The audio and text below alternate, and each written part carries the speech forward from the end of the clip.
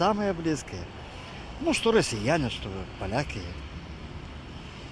Да и литовцы, я тоже никогда не думал, что такое беда будет с Украиной, во-первых.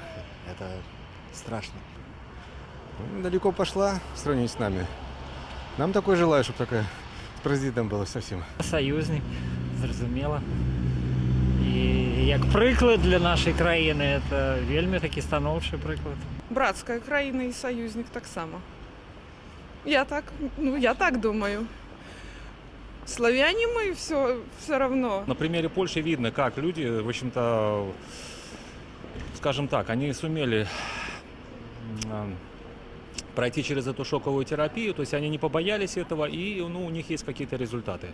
Вот. У нас это все затормозилось, и что-то народ как-то скажем так, побоялся, и имеем то, что имеем. Польша – это Восточная Европа, которая близка к нам, мы с ней граничим. Это наше соседнее государство, надо с ним политику устраивать правильно. Вот. А так, добрые люди, в принципе. Яны наши ближайшие сусіди.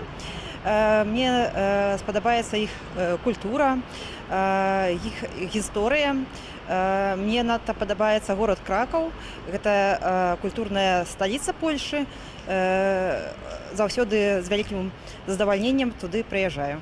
Я думаю, что экономическая модель Польши развивается чуть лучше, чем, допустим, если взять пример Беларуси, да.